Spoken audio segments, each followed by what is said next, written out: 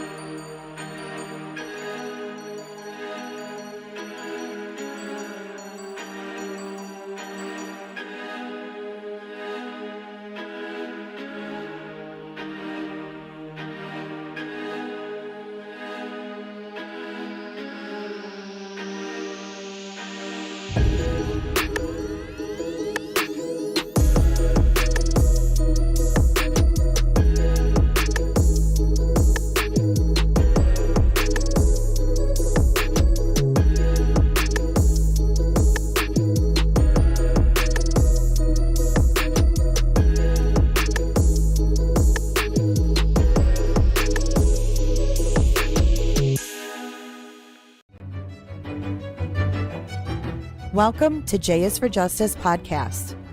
If live breaking news and following true crime is your thing, then please consider subscribing to my channel. And if you like what you see in my videos, please consider giving them a thumbs up.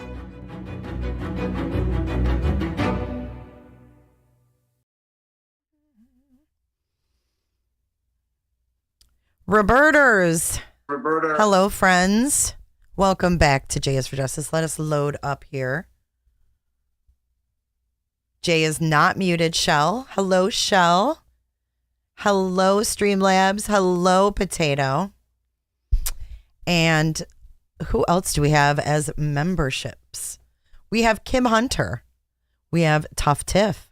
Angie B. We've got Audra D. We've got Carrie. They're all not going to laugh at you because we love you. We've got Olive Juice. Hello, Olive. Hello, Leaf Lover Liz. Hey, guys. Listen, Linda. Listen here, Linda. Welcome to J is for Justice. We have some updates for you guys. We've got polygamists. We've got all kinds of really fun stuff. But we're going to start with the polygamy body cam. Okay. This is a polygamous cult prophet. You know, like Chad Daybell said he was a prophet. I think it's one of those dealios. And Bella Rose, you guys all hello to Bella Rose.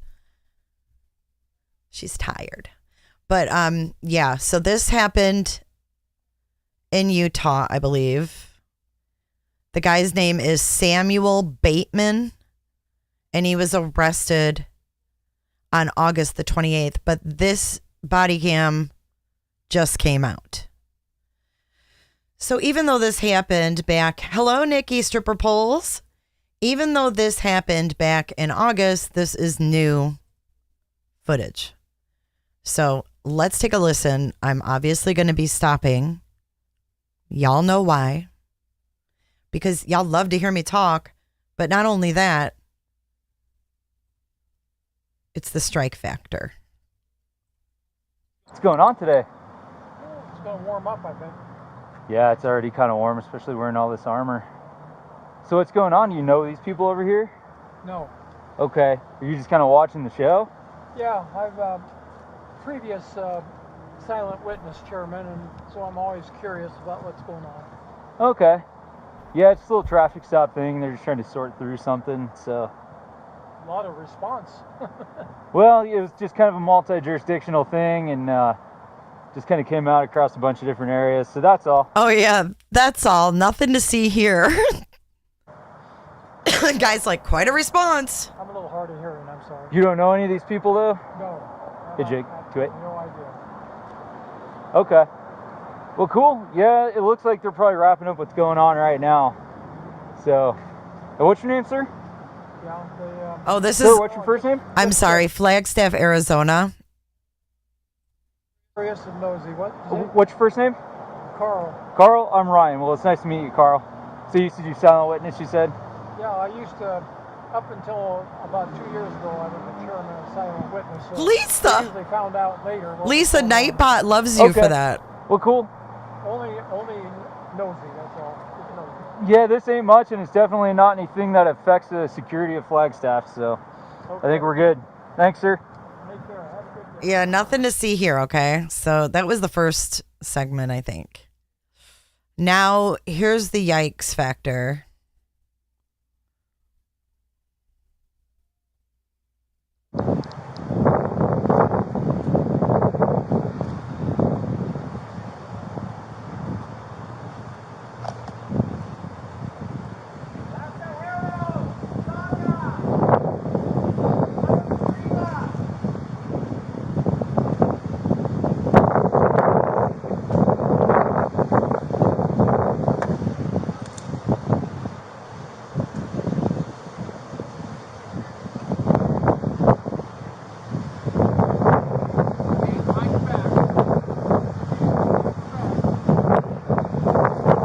That wind is horrible.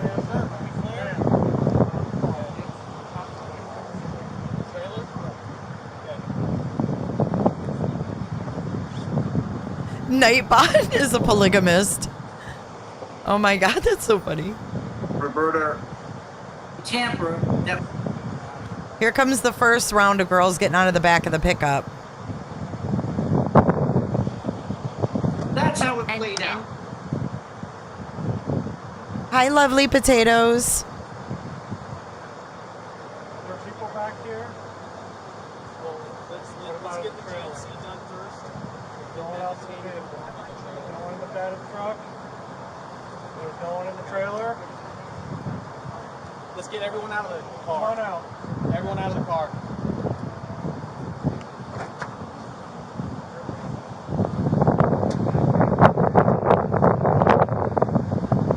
Let's start taking them back to the cars. You guys have IDs? No? Come with, We're gonna start heading back there. Okay. Come with me. I'll come. Don't I saw, she's like, I'll come.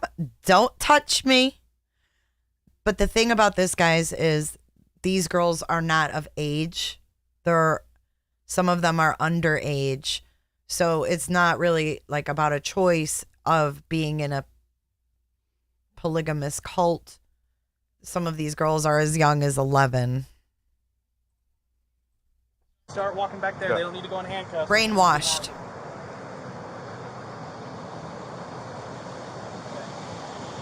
Go ahead, come right here for me.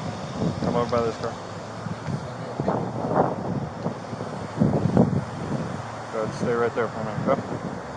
Just do me a favor, keep your hands out of your pockets for me, alright?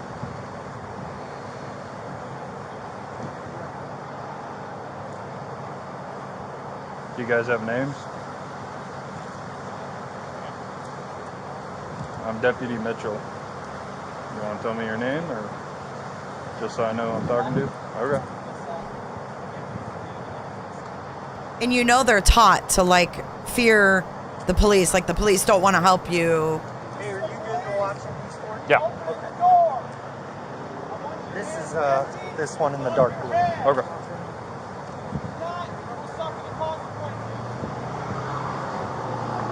There's no one in the trailer?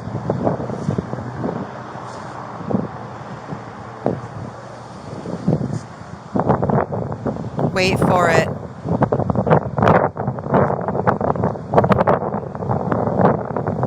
Yeah. This is Sarah. This is my other sister, Sarah. And this is our other sister, Sarah. And we're with our brother, Daryl.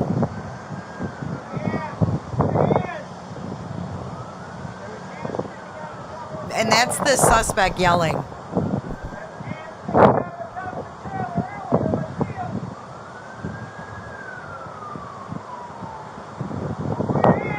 I guess that's the cop saying, show me your hands. Wait for them to come out of the trailer.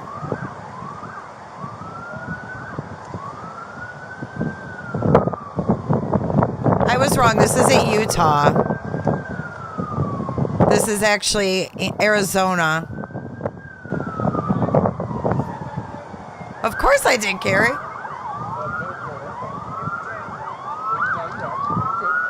And here they come out of the trailer. Ma'am, just keep your hands out of your pockets for me, okay? Look at that little girl. Who else has I got this one. identification? Do you guys have Got that one there. any other ID? Nothing? You don't have ID cards? How old are you? 14. How old are you? Okay, so keep your eye on the chick in the burgundy, not the one on the far right that just said she was 14. The one that's currently recording the police. You see her holding her phone in front of her? Keep an eye on her. Because it's illegal in the state of Arizona to record the deputies within so many feet. 12? All you? How old are you? How old are you? How old are you? You don't have to say, or you just following her?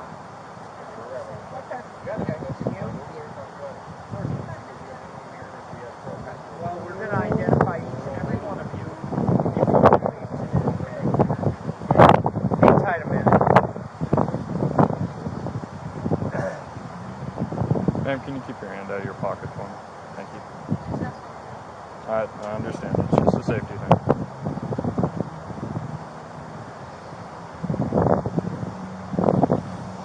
Yeah, she seems like the groomer. She's about to get her phone taken away, though.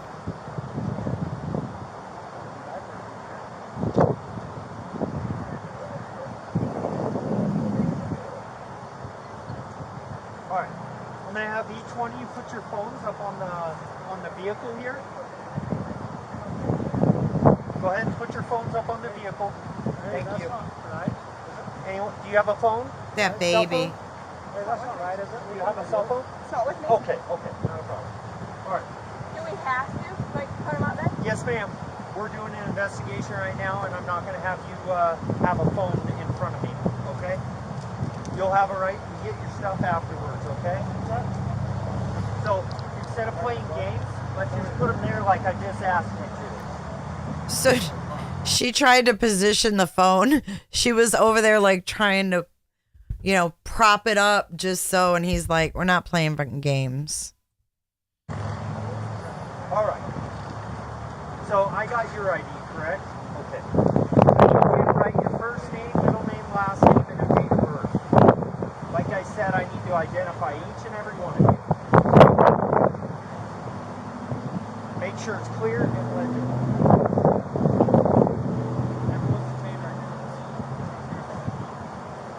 Futures past. That's wild. Let you guys know if you provide false information, it can be charged. So we're just giving you a warning now, all right? So you said Yeah, first name, your, middle name? your first name, your middle name, and a last name. Do you have a middle I name? don't have a middle name. That's okay. And your date of birth. Just date of birth. Yeah. Merry Christmas, John.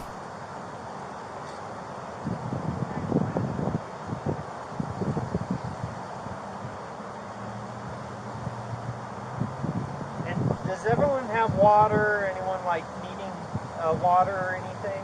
You guys? Okay, we'll do that as soon as our investigation is done here, okay? Why children are being transported. What did in a she vehicle, say? we're getting- I didn't hear what she said.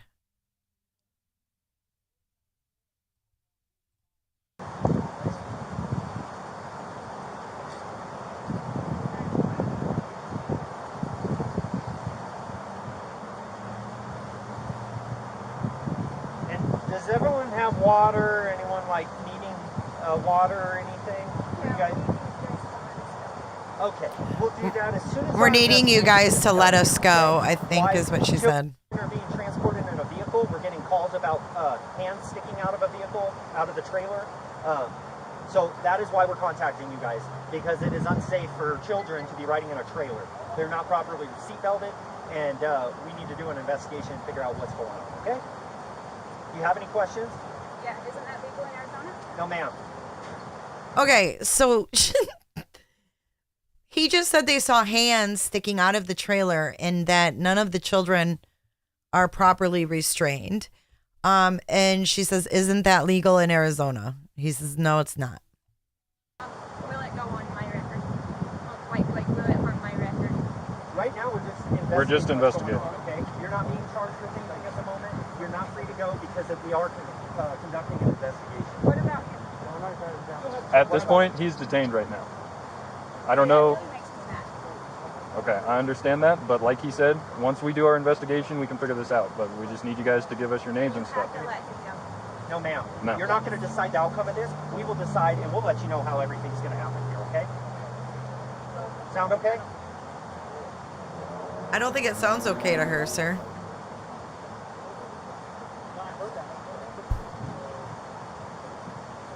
Thank you. And, You have my ID. This poor little girl. I'm going to have you put your name below that line. First name, middle name, last name, date of birth. That's okay. We just need a full name for everyone. Thank you.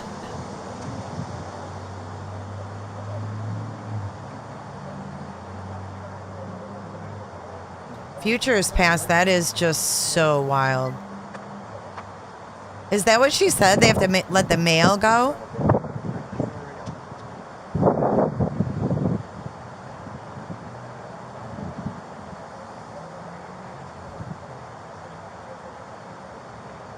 Wow. Are you able to write your first name and last name? All right, perfect. You see her laugh? Why is she laughing? Did you see her laugh when he's like, do you know how to write your first and last name? She laughed. These people are... Are you able to write your first name and last name? All right, perfect. She rolled her eyes and laughed like, How disrespectful, huh? So you have a full sheet to write on. There you go. I'm freezing, you guys. So how come we have to put our phones on there if they're harmless? Now, Arizona state law says video recording us within 8 feet, I believe it is right now. Yeah. 8 feet of us is against the law now in Arizona. See, she's going to her to ask her a question. Passed by the governor's office. She's like she's the main lady. Hey, Mazzy. So is it legal to ride in the back of a truck in Arizona? Not for a juvenile. They have to be properly strapped in. Who's demented, Jamie? Because she demented.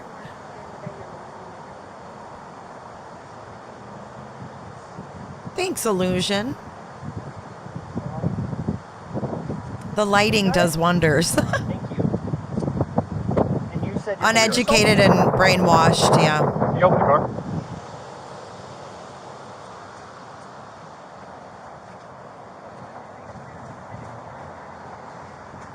Yeah, what name do I put down? I'm going to skip and go over back here. They do loosen up and they do warm up to the cops a little bit. The younger ones. So what they end up doing is they separate the older, the minors from the of age people. And then this is what you get here.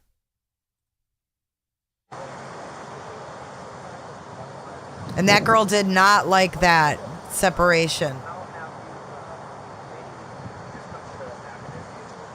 I got it. Oh, you got it? And if you have questions,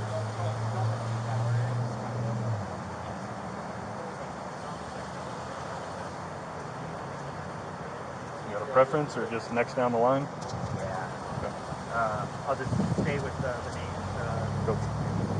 Rachel, right? You come over here and talk to me, please? Thank Do you want help interviewing? Or? Yeah, if people want to kind of pick one and just start talking to each one. I'm just asking questions to from mom, dad, where people are, medical attention, if they need anything from us. Cool. Sounds good. Come over here by my front tire. Like I told you, I need one of you guys to come talk to me. Okay. It seems like the younger ones are name? more willing. What was that? Dorothea. Dorothea? How do you spell that? D-O-R-O-T-H-E. All right, Dorothea. And how old are you? 14. All right. Well, I'm Deputy Mitchell. Okay, I'm with the Sheriff's Office. I just want to figure out what's going on here, okay? So where were you guys headed to? She's not- I actually don't even know for sure. You don't know for sure? How long have you been in Flagstaff? Couple hours. A couple hours? She doesn't even know where they're And where were you guys going. coming from? Colorado. Colorado City? Is that where you guys live at? Private. That's where you live? Colorado? And are these your parents, or No.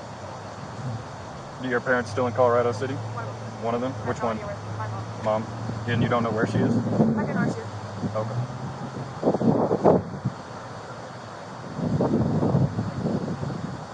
Do you need any medical attention? Were you hurt at all? No. Okay. And where were you riding? In the truck or in the cab? In credit. In the trailer. In a freaking trailer. And who was riding with you? No other two girls. Just those two?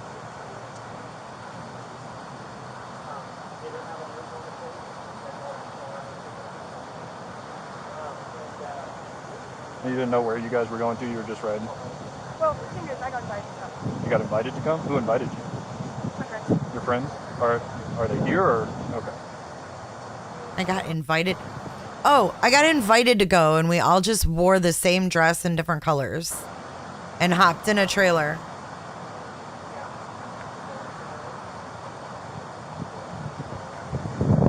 And where did they invite you to go? They tell me they don't want to do it. They just said you're going on a trip. Yeah. Okay. They said it's going to be a couple hours longer. Okay. But, yeah, I want to go.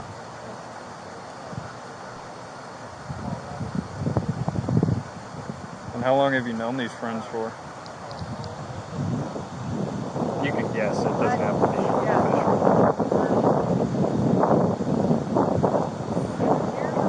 7 years? So half your life. Yeah. Hey, Santa. And do your parents know each other? Yeah.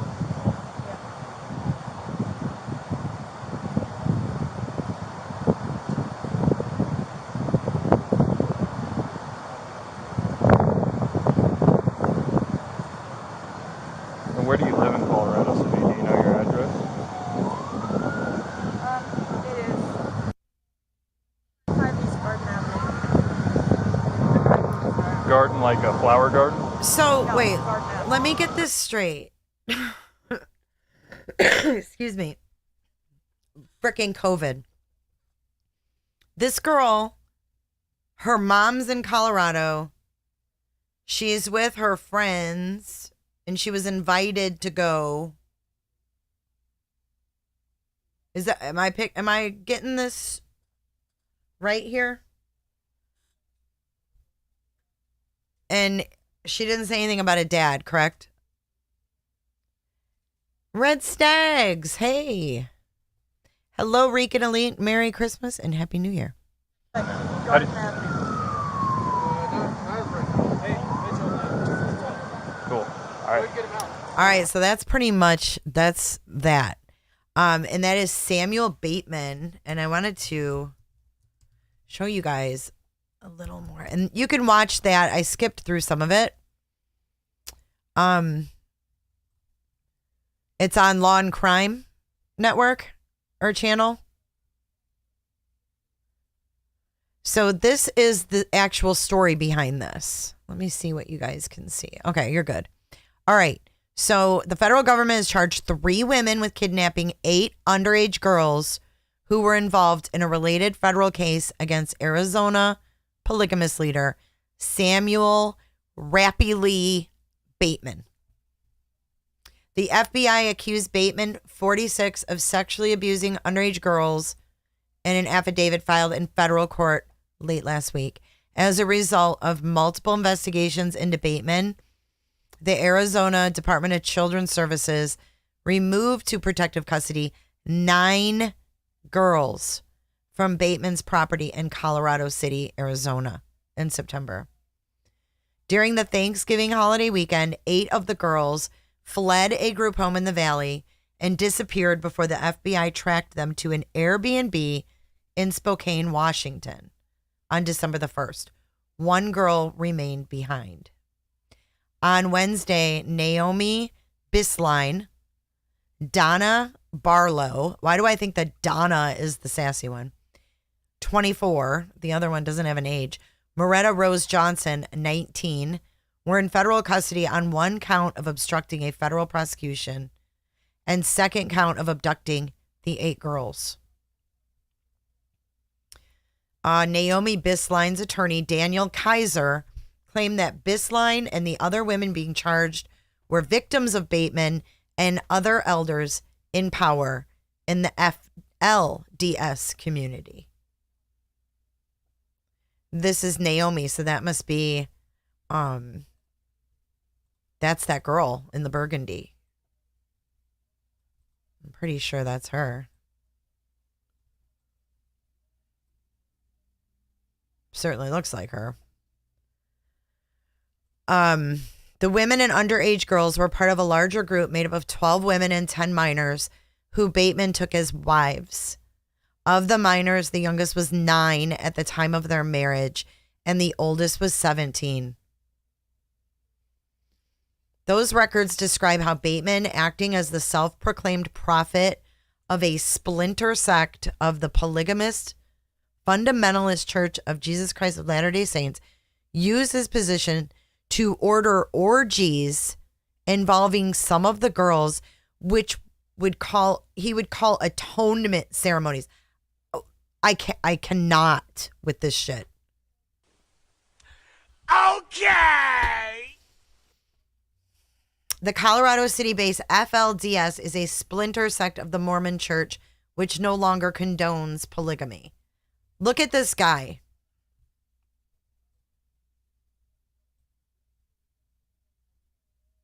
Eight years old.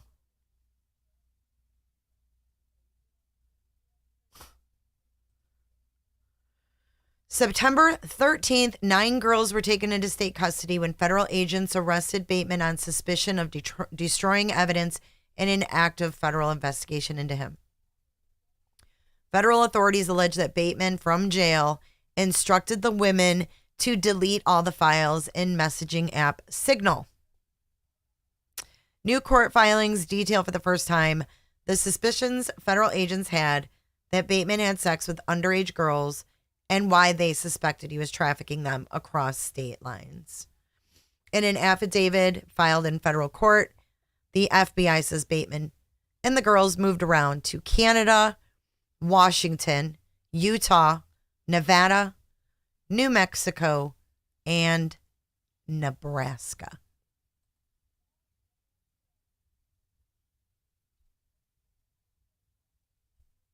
In September, a federal judge denied Bateman bail, thank God, considering him a flight risk because of his connections outside the country and ability to pool resources and funds from his followers. Bateman's attorney, Adam Zickerman, said he believed the case resolved around religious persecution. The current accusations are against others and not Mr. Bateman. This case continues to appear to be a quest for religious persecution. And Mr. Bateman maintains his innocence. The FBI, however, alleges that Bateman took advantage of his position as a religious leader to enrich himself and manipulate followers. In an affidavit, the FBI said Bateman does not work and that he required all the money made by the women be given to him. The FBI noted also in court records that Bateman drives 2 luxury Bentleys. Oh my goodness. Okay, so the FBI arrested him in September after seizing evidence from his property in his hometown along the Arizona-Utah border. Federal authorities accused him in court of trying to destroy evidence in an ongoing investigation, which came to light when he was arrested 2 weeks earlier at the traffic stop we just watched. There's the inside of this trailer. Why they have a baby stroller? Whoa. The FBI said in federal court filings, the agents believed that 3 women, Naomi, Barlow, and Johnson, planned the girl's abduction just after Thanksgiving. The FBI noted that followers and family members discussed how Bateman had pulled over on the 16th anniversary of previous FLDS leader Warren Jeffs' arrest. Jeffs, known to followers as Uncle Warren, was on the FBI's top 10 most wanted before he was caught. Let's see. The FBI affidavit also accuses Bateman of trying to marry one of his underage teen daughters in 2019.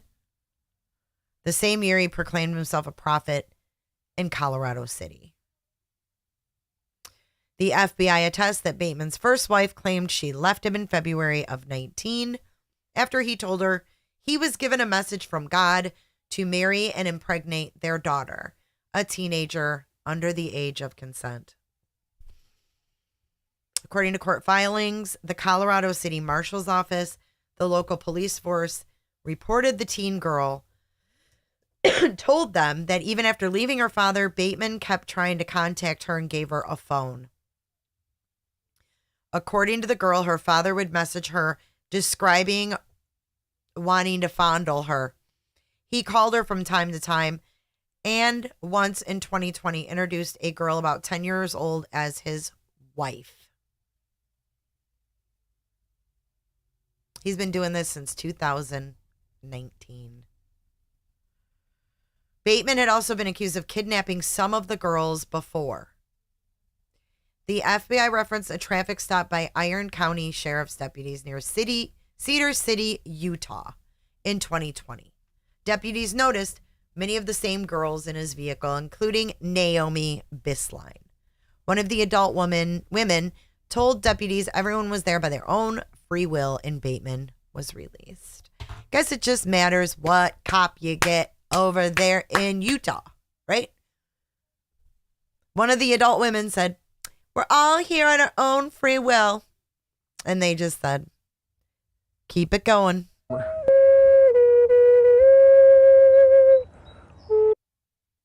Keep it moving.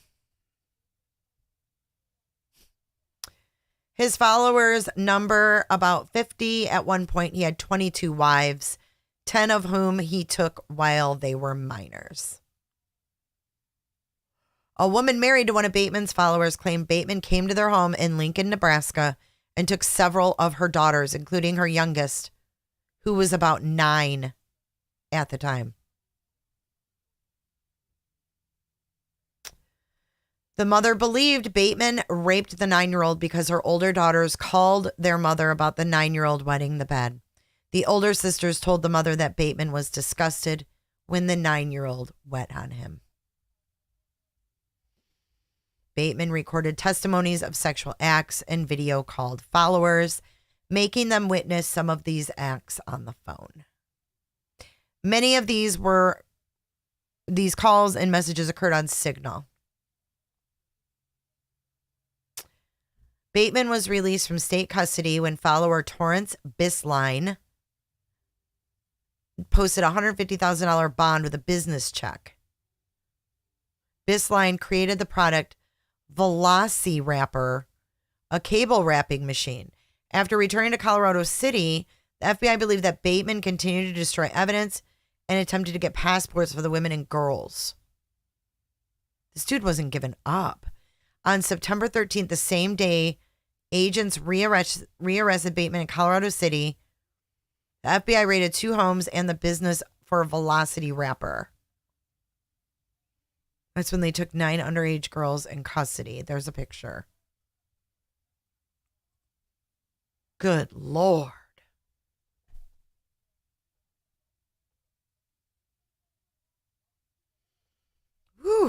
All right.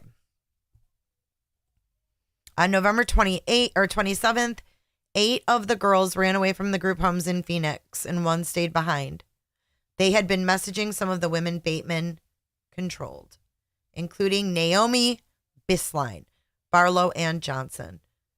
They planned an escape. One of the girls' journal entries read, "Today is the day we go home."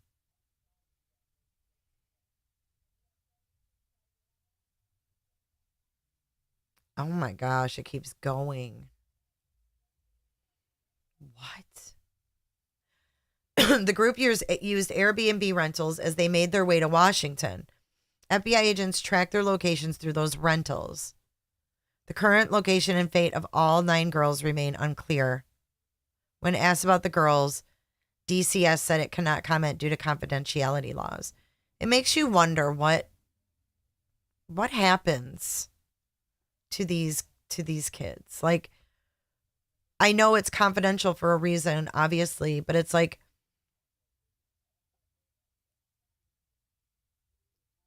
how do we know people are doing the right thing by them, is what I mean.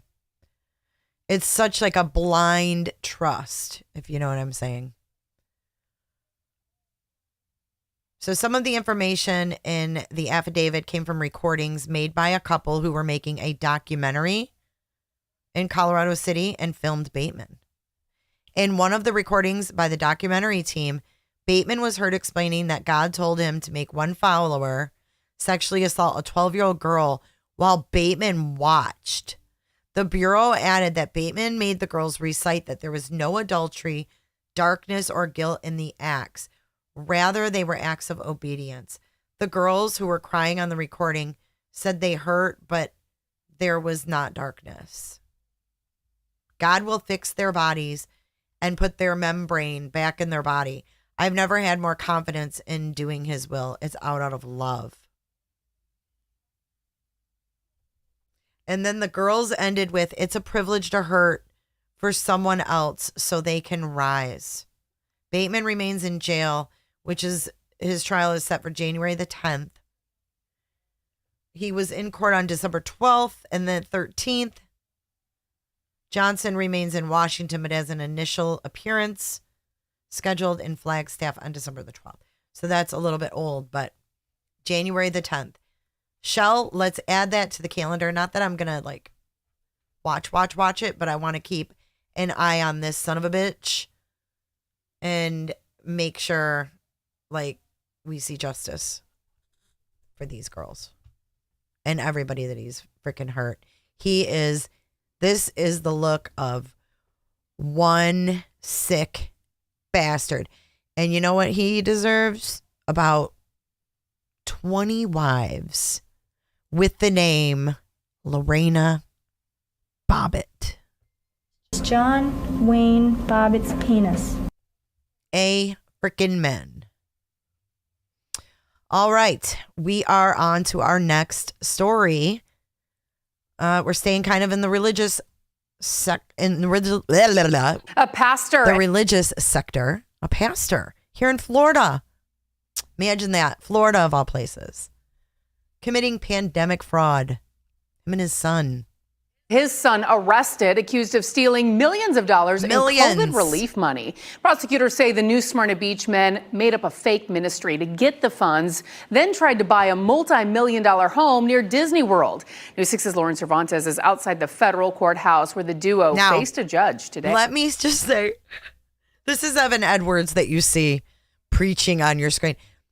Let me just say, if he was about to buy the Anthony Tote House, I would just die. I would die. Wouldn't you? She said, we came home, we planted flowers on the side of the house. The judge has ordered a psychological evaluation for the son, Joshua Edwards, after he refused to answer any of the judge's questions in court. Questions like, do you understand where you are and do you understand what I'm saying? Now, as for the father, Evan, he was never in the courtroom. Attorneys say he expressed concerns of having medical issues, so the judge has ordered a medical evaluation for him. Now, both cases are continued pending those evaluations. Mrs. Edwards, what's your reaction to what we saw in court? Mary Jane and Joy Edwards, the wife and daughter of Evan Edwards and mother and sister of Joshua Edwards, didn't say a word as they walked out of the federal courthouse. Do you have a comment on why he didn't say anything when the judge asked him questions? Both Evan and Joshua were arrested early this morning by federal agents at their home in New Smyrna Beach, according to sources close to News 6. A federal indictment says Joshua falsified documents to apply for a paycheck protection loan to get more than $8 million. Those loans... $8 million. You guys, they made up a fake church and got millions.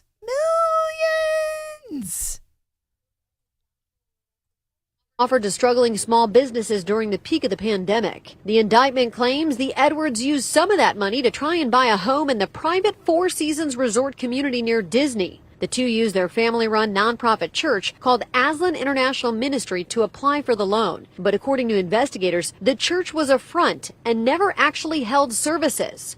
Court documents say the father and son claimed monthly payroll expenses of more than $2,700,000 and said they had 486 employees, when in fact the indictment says those numbers may have been significantly lower or entirely non-existent. The pair are also facing counts of visa fraud, sources tell News 6. They were here in Florida on visas. For now in Orange County, I'm Lauren Cervantes getting results. From where? Where were they here on visas from? Huh. Here's another report on the same story. Father and son accused of creating a fake ministry 2 years ago now face federal charges. Evan Edwards and his son Josh were arrested just this morning. They're accused of scamming the feds out of $8 million in COVID relief funds, in part to buy a luxury home. West 2's Marley Martinez reports today's hearing in federal court did not go as prosecutors had planned. This video captures the moment Josh Edwards was arrested Wednesday morning. Secret Service agents descended on this normally quiet street in New Smyrna Beach, where they also arrested his father, Evan Edwards, seen in a wheelchair in this video. The father and son, also seen here on this book that Evan Edwards wrote, are accused of stealing over $8 million from federal COVID relief money in 2020 by setting up this fake ministry, according to federal investigators.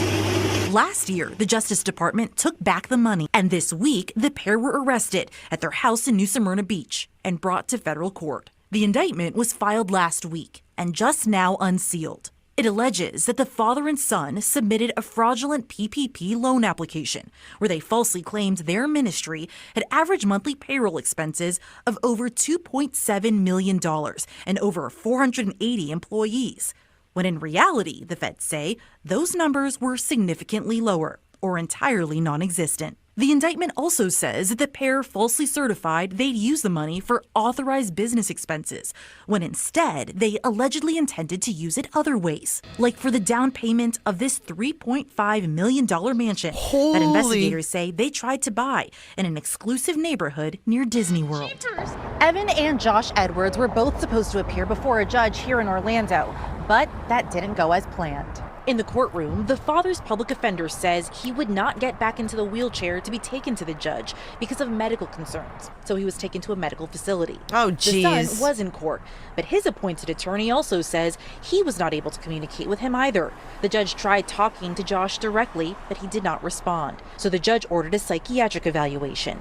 Meanwhile, the U.S. attorney says Josh spoke and interacted just fine with agents hours earlier. The Edwards family showed their support in court, but did not want to comment. In Orlando, Marley Martinez, West 2 News. Yikes. Is dancing tonight. Yikes. Yikes. Is this the same? A Florida pastor and his son were just arrested, accused in a COVID relief fraud scheme. It's the same thing. With a massive price tag, $8 million. $8 million? Investigators say Evan Edwards and his son Josh used federal COVID relief funds in an attempt to buy a luxury home. I wanted to see better pictures of the two. Here they are.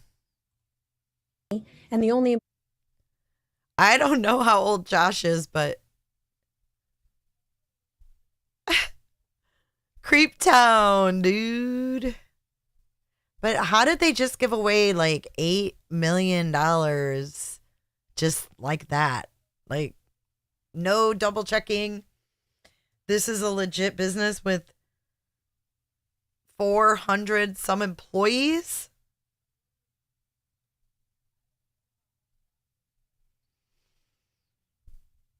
Good Lord above. You can't make this shit up, people. All right, we've got another religious story to talk about. Police are investigating a murder-suicide in your neck of the woods, Carrie, at a Jehovah's Witness temple. 2 people are dead. This after a shooting at Jehovah's Witnesses Kingdom Hall in Thornton. Police say a man killed his wife and then killed himself. 9 News reporter Matt Jablow joins us from the scene. Matt, you've been there all day. What have we learned? Jenny, one of the holiest days of the year quickly turned into one of the most tragic early this morning at a church here in Thornton. Sad. It's real sad. Luis Sanchez says he heard what sounded like 2 gunshots right across the street from his apartment. It's real bad, you know. It was early Sunday morning, Christmas morning, at the Kingdom Hall of Jehovah's Witnesses on Milky Way in Thornton. When the shooting stopped, 2 people were dead. Thornton police say a husband killed his wife, then took his own life. Police say the couple were former members of the congregation. It's terrible, happen any days, but mostly. They were former members, but they were there Christmas because no one else was there. Why? I'm really confused. On the morning for time to the church open, 7:30, the first service. For a few hours after the shooting, the Adams County Bomb Squad investigated what were described as suspicious devices inside the church. No word yet on what, if anything, they found. In a written statement, the Congress... It sounds to me like there's got to be more to this story. You know what I'm saying?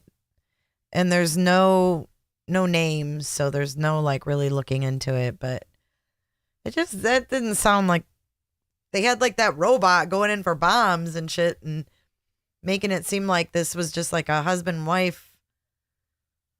This was the Jehovah Witness Hall in Thornton. I don't even know what else to say about that other than it seems like there might be a little bit more to that story. We're going to go into a little bit of human trafficking. We're going to get all the yucky stuff out of the way. This is camera caught a human trafficking victim asking for help. We're back with your 17 Court Watch. A shocking investigation by the Kern County Sheriff's Department reveals 16 people being held captive in an East Bakersfield home. 17's Karen Marroquin has video of the man who escaped in a desperate attempt to free his family and others.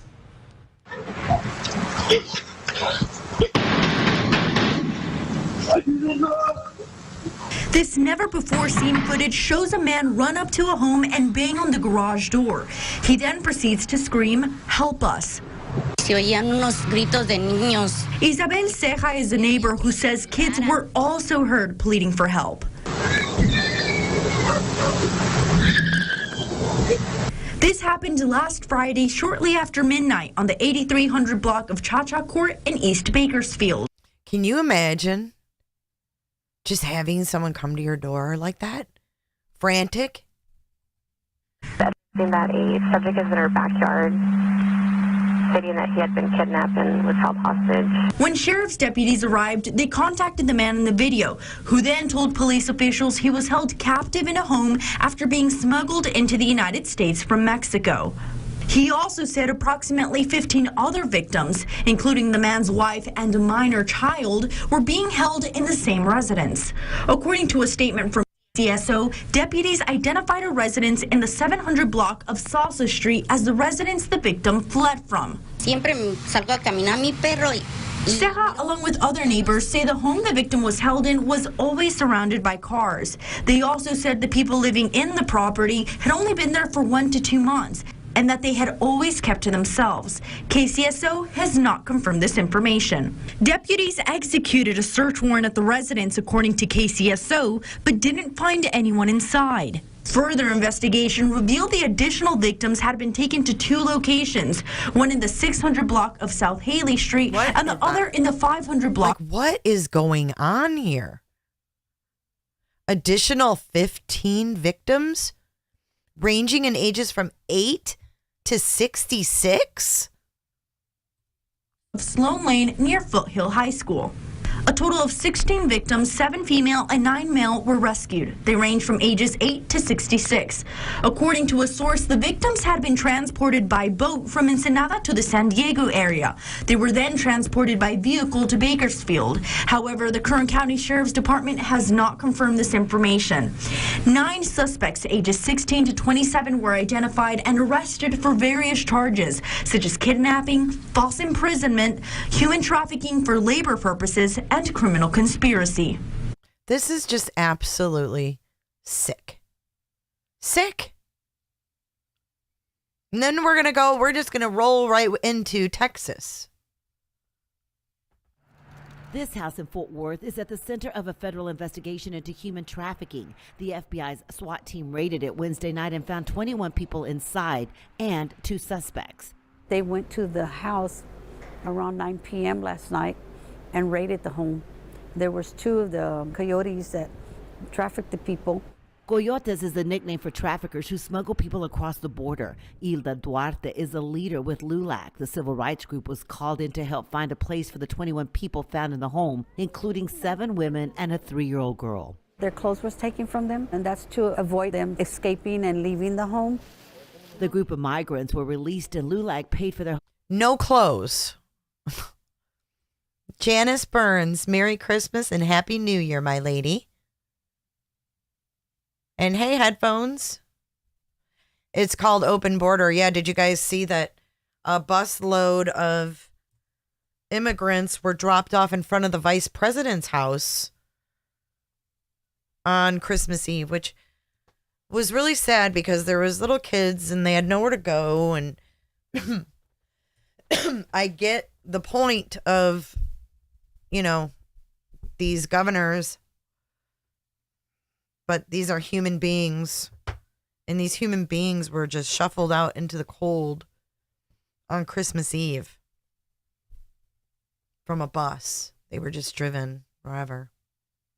Sad. All right. All right, here's another story.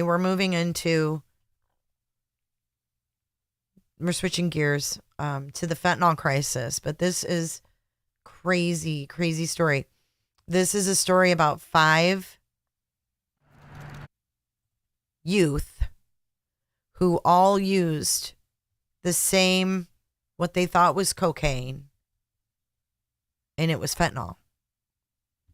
And they all 5 died. They were all 5 found dead. It's like the Idaho 4, but with fentanyl. Hello? Yes, this is 911. Okay, what is going on there? There's 1, 2, 3, 4, 5 people. Okay, do you know what they took? It looks like cocaine on the shelf. Okay. I get called for every homicide in my jurisdiction, but this call was different. Breaking tonight, 5 people dead, a woman and an infant pulled out alive. Whatever happened inside that Commerce City apartment is beyond words, beyond explanation. It really is. My memory is that I got there shortly after 8 o'clock. It was pitch black out, and yet the apartment complex was lit up by law enforcement lights. It was a major crime scene. I stood in the doorway of that apartment, and to see these people just lying on the ground, but it almost was like somebody just took their soul, and they literally just collapsed. It looked to us as the investigators like they thought they were going to be using cocaine. Seeing the DEA agent point the true narc at the powder and then showing me what it came up as, and it just said fentanyl. They thought they were all going to be using powder cocaine. We're not suggesting that was okay, but it's certainly things that we can understand that people do. But they all paid the price with their life.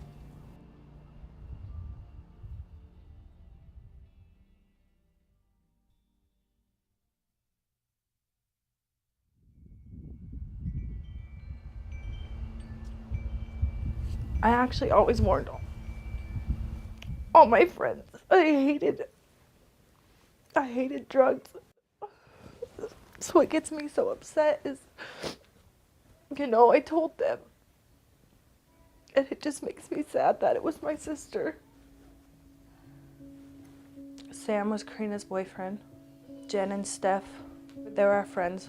And Cora was Sam's sister. And Berto was Cora's husband. I mean, it wasn't like a party, it wasn't anything crazy, it was just a few friends hanging out. I didn't know what to think at first. I thought somebody killed them.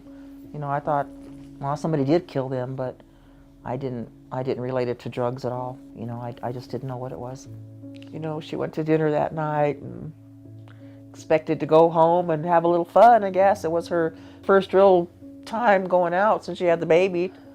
They had just decorated the baby's room, and it was so cute, and she worked so hard. And all right, this is where it bothers me. It was her first time going out since she had the baby. Why do mothers think it's okay to go out and do cocaine? I'm not saying she deserved to die, but why such risky behaviors when you have little ones counting on you? everything's so perfect, and the little one loses in all of this. She had her little outfits hung up from size. She had everything. She just had everything for that baby. She wasn't a druggie. She was just having a little fun. So she thought, you know, she didn't deserve to die. No, she didn't. It was clear from the crime scene that these 5 individuals didn't know they were taking fentanyl. And so I wanted to immediately tell the public, no drug is safe right now. People who are taking drugs and not knowing that fentanyl is laced within them are dying. I was terrified that there was more of it out there. And I was terrified that we were going to have more deaths. It's so cheap to make this drug, and it's so addictive. And because of the highway systems and just the sheer location where Denver's at, it makes it a very easy hub for these drugs to come into the Denver metro area and then be distributed. We knew right away that this was going to be a really challenging case. I have to have an identifiable suspect that I can prove sold the drugs that were laced with the fentanyl that killed these 5 people. We suspected that one of the decedents brought the drugs, but who did that person get the drugs from? We were able to get it down to... Wow, one of 3 people? 3 people, but barring a confession, we weren't able to get to the level of proof that we needed to get to our probable cause. I would hope somebody would have a conscience and come forth and say something. Stephanie loved the outdoors, loved sports. She lived vicariously through our child. She was everything to us. She dropped him off that night and told him, I'll be back. Mommy loves you, I'll be back. So I gotta imagine in their mind, how they feel just about everything. But essentially I put it to him is that she was poisoned. My son's an introvert, so he doesn't talk a whole lot. But I can tell it's just wearing on him. That light behind his eyes is gone. My daughter, she says things like, I'm so angry that mommy's not here. It makes me angry. She says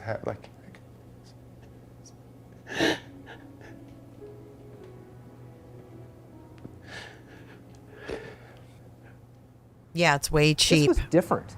It was different than what we have done. Yeah, the fentanyl is way cheap, so they cut it in there and people have no idea. Or in cases where someone has died from fentanyl poisoning. And I think this is one of the first cases that received a lot of prominence, but also helped law enforcement turn the tide on how we're going to respond to these deaths and how we are going to treat them like crimes, which then spurred the motivation to go to our state legislature and say, I need better tools to attack the fentanyl problem. I think the laws still need to be stricter, but before it was not even a slap on the wrist. I know everybody thinks that they're taking drugs, they should know, but it's not right. They were poisoned. They didn't choose to do that. I mean, I think they were murdered, and somebody should pay for that. It's so sad. It is. And there's really no good. I don't know. I mean, is that the answer? Obviously, prosecuting drug dealers. What are you doing, Bella? Prosecuting drug dealers, but also, you know, these parents doing drugs and leaving these kids behind. I mean, this kid right here, how's he ever gonna deal with that? It's sad. All right, you guys, to close out tonight's live, I have a couple more videos for you. Now I'm going to make you laugh. So I know you guys have suffered through this snowstorm, and, you know, I feel for you. I really do. So this reporter had to go out and report in the cold. He was a sports reporter, and he went viral for this, but I thought I was a complainer. He takes the cake. Well, journalists all across the country are talking about this guy right here. An Iowa sports reporter has gone viral for his coverage of the Arctic blast. Mark Woolley was called in to help out with snow coverage in Waterloo, Iowa Thursday morning. Called in. Woolley didn't mince any words when it came to how he felt. Mark, how you feeling out there? Again, the same way I felt about 8 minutes ago when you asked me that same question, right? I normally do sports. Everything is canceled here for the next couple of days. So what better time to ask the sports guy to come in about 5 hours earlier than he would normally wake up, go stand out in the wind and the snow and the cold and tell other people not to do the same. I didn't even realize that there was a 3:30 also in the morning until today. Well, I'll tell you what, Ryan, I've got good news and I've got bad news. The good news is that I can still feel my face right now. The bad news is I kind of wish I couldn't. Can I go back to my regular job? I'm pretty sure, Ryan, that you guys added an extra hour to this show just because somebody likes torturing me, because compared to 2.5 hours ago, it is just getting colder and colder. Yeah, so Woodley was reporting near his station, so he did have a chance to warm up in between takes, but oh man. I thought I was a complainer. Okay, here's your second one. This is Poof, the most powerful pet odor eliminator in the world. No harsh chemicals. No harsh chemicals at all. No fragrances. None. Seriously? Oh! It's safe for people, pets, and the planet. What's this? Oh. That's pure ammonia. Oh. Just gotta poof it. Whoa. Check this out. Wow, I don't smell anything. Literally nothing. That's because there's nothing to smell. Poof is a commercial grade formula. A no nonsense, no fragrance, odor eliminator. A formula used in the country's largest municipal waste companies to eliminate organic odors and make entire communities more livable. Yet it meets the most stringent safety standards. There's more. Pet odor, poof it. Odor on the pet. Poof. Urine. Poof. Feces. Vomit. Poof. Poof. Wet dog. Litter box smell. Trash. Any organic odor. Poof. Even skunk odor. Ugh. One spray and it goes away. Give it a smell. Wow. Generic sprays only cover up and reduce odor. I smell like poop and flowers now. Poof works instantly. It dismantles odor on a molecular level. It literally takes stink out of the equation. Powerful enough to eliminate skunk odor, yet safe enough to use on pet toys, their beds, your bed. Takes the stink out of car seats. pillows and cushions, woo! Even litter boxes and garbage cans. Woo! So why waste money on any product that doesn't totally eliminate the stink? Call now and get a 32-ounce bottle of poop for just $19.99 and get free shipping. Woo! I guarantee you'll never use anything else again or your money back. Plus, get a free sample of Poof Laundry Odor Eliminator. Just one wash removes the toughest odors from your laundry and your washer. The pet odor is gone forever! If it's not Poof, it stinks. Here's your final video, guys.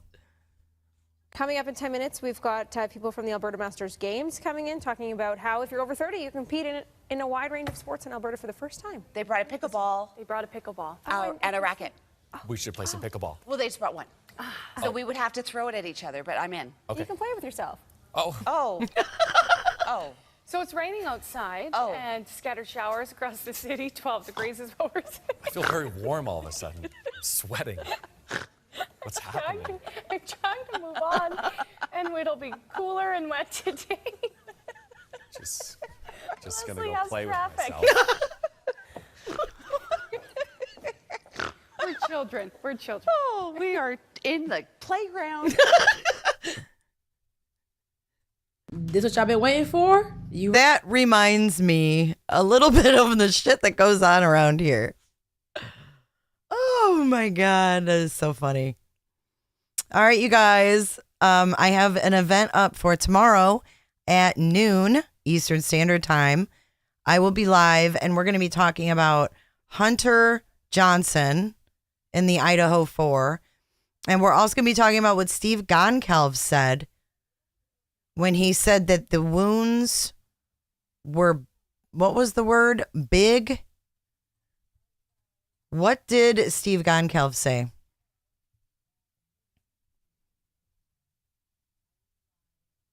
Big open wounds. He said big open wounds, and I did not catch this. I've heard people talking about it, but he goes into detail, and I didn't catch this. So this is going to be new for me. So if you guys have seen it, I'm not sure. But then we're going to talk about also what could it mean that Kaylee had a smartwatch. So high noon tomorrow. I'll see you then. Dance it out. Thank you for your support. Thank you for being here. Please give this video a like, and I will see you tomorrow.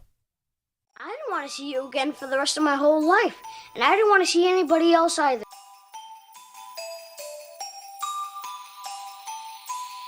No offense, but shut your pie hole, lady.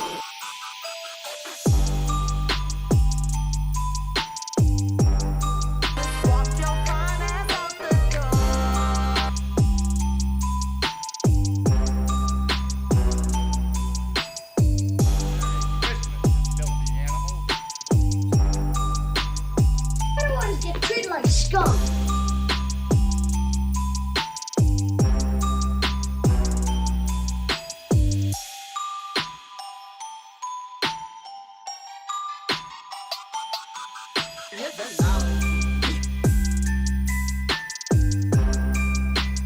And we are coming for you. Like, what the fuck is this? Did I ask them to do that? Cooperate.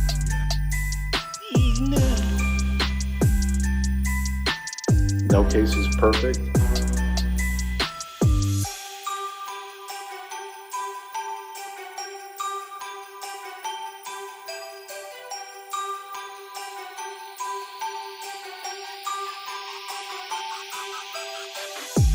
Who knows?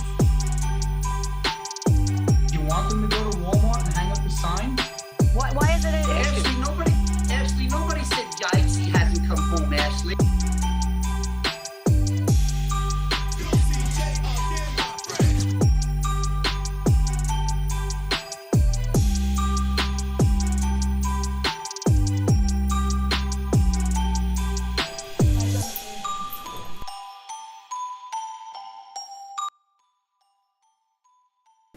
Bye, Jennifer.